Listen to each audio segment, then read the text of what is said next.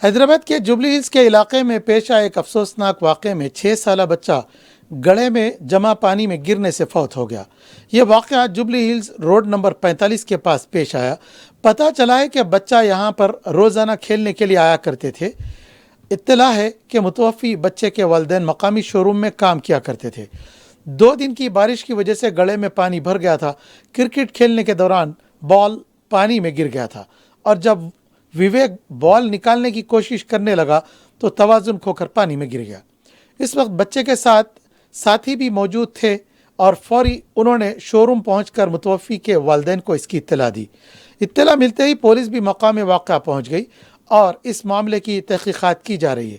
واضح رہے کہ چند دن قبل ہی سکندرآباد کے خلاصی گوڑے میں کم سن بچی مین ہول میں گر کر فوت ہو گئی تھی۔